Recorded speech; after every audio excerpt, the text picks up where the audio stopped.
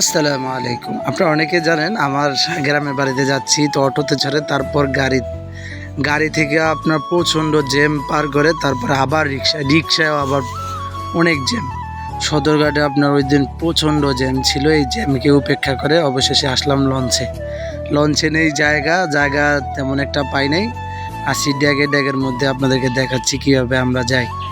আবার বসতে কিছুক্ষণ পরে লাগছে খিদা তো কি করব, তাই পোয়া মাছ দিয়ে আপনার হোটেল থেকে খাওয়া দাওয়া করলাম। আলহামদুলিল্লাহ ভালোই ছিল। খাওয়া দাওয়া শেষ করে আসলাম আপনার লঞ্চের যেই তালা আপনার ছাদ আর কি, ছাদের উপরে দেখে আরেকটি লঞ্চ আমাদের এলাকার ওই লঞ্চটি যাচ্ছিল। তো রাতের বেলা লঞ্চের ভিউ তেমন একটা বোঝা যাচ্ছে না, কিন্তু যতটুকু স্পষ্ট চোখে দেখা যায় আপনার ভাবার মতো খুবই অ্যাডভেঞ্চার বলে না, যেটা আর কি যথেষ্ট পরিমাণ চমৎকার ছিল আজকের অভিজ্ঞতা। তো আলহামদুলিল্লাহ লঞ্চটা দেখলাম, লঞ্চের কিছু একটা ভিডিও নিলাম। তারপর আমি আবার ছাদে লাইট আছে, ওই লাইটের মধ্যে কিছু একটা ভিডিও নিয়েছি। তাও একবার অন্ধকার গুলা তেমন একটা পরিষ্কার আসে নাই, কারণ রাতের বেলা টর্চ লাইট যে একটা লাইট আছে ওইটাও দিতে ভুলে গেছি। আবার শুইলাম, ঘুমাইলাম, ঘুম থেকে উঠলাম।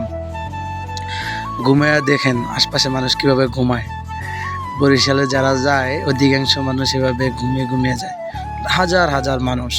এটা হচ্ছে আপনার দোতলায়, তাছাড়া আপনার নিচতলায়ও আছে, এভাবেই মানুষ সুন্দর করে ঘুমিয়ে যায়। সকাল হলো আলহামদুলিল্লাহ। সকালে বাইরে তেমন কিছু দেখা যায় না, কুয়াশার কারণে যথেষ্ট পরিমাণ কুয়াশা ছিল।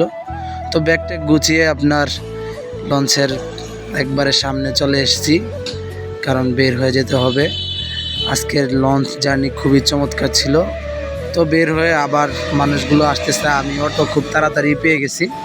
তো অটোতে উঠলাম, অটোতে উঠা ব্যাগটা একেবারে লাইন করে অটোতে বইসা পারফেক্টলি আরেকটু ভিডিও নিলাম। সবাই তাকিয়ে রয়েছে।